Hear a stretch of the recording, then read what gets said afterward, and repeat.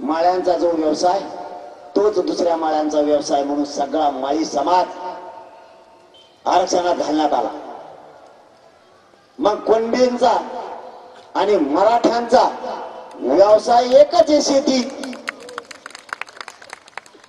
मग मराठ्यांची पोटजात कुणबी होत नाही का?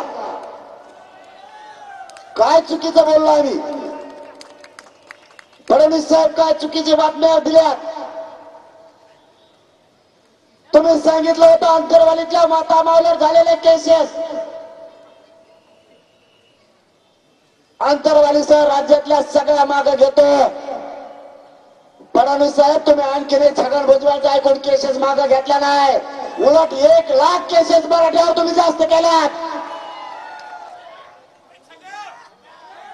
मराठ्यांना हे कळतंय, तुम्ही चाल करायला लागले आणि ओबीसीचे नेते आमच्या अंगावर ते घालायला लागला। भाजप मधल्या सगळ्या मराठ्यांना माझं आव्हान आहे, आम्हाला राजकारण नाही करायचं। तुम्ही सगळेजण मिळून भाजप मधल्या सगळ्या मराठ्यांच्या नेत्यानं, आमदारानं, मंत्र्यानं आणि पदाधिकाऱ्यांनी फडणवीस साहेबांकडे जाऊन बसा। आम्ही तुमच्या फडणवीस साहेबाच्या विरोधात नाही बोलत, कारण ते फडणवीस साहेब तुमचे, तुम्ही जातीला नाही मानत असं म्हणतात लोक।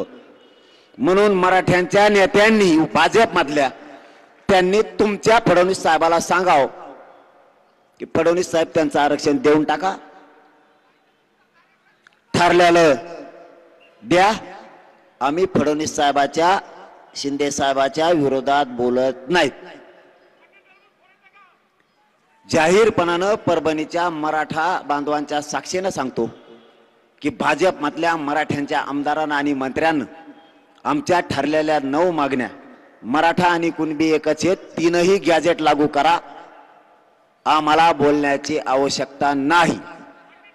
दुसरी मागणी, भाजपातल्या सगळ्या मराठ्यांना, राष्ट्रवादीच्या, शिवसेनेच्या, काँग्रेसच्या सगळ्या मराठ्यांच्या आमदारांना, पदाधिकाऱ्यांना, खासदारांना आणि मंत्र्यांना आव्हान आहे आणि आमची विनंती सुद्धा आहे शेवटची, ओबीसीचे सगळे नेते मराठ्यांना आरक्षण मिळू नये म्हणून सगळ्या पक्षातले एक झालेत।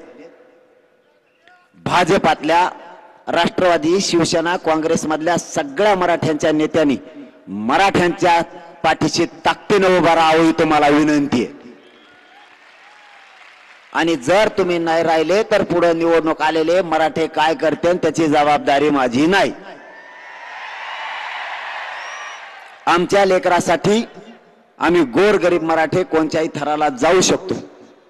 माझी मायबापाव, तुम्हाला शेवटी तुम्ही सकाळपासून या परभणीच्या नगरीत आलेले आहेत, तुमचा मला जास्तीचा मुद्दाम वेळ घ्यायचा नाही, तुम्हाला फक्त एवढंच सांगायला आलोय, आपल्याला त्यांचं टेन्शन ना घेऊ तुम्ही, त्यांचं टेन्शनच घेऊ नका तुम्ही।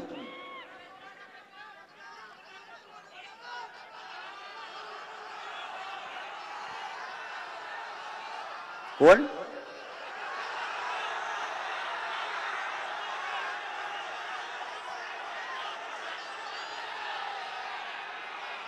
मी आता गाडीत बसल्या बसल्या काय झालं, 2-4 बिस्किट आणि वडापाव खाऊन बघितला कसला ते, मग डोकं दुखायला लागलं, त्याच्यामुळे मला जास्तीचा बोलता येईना।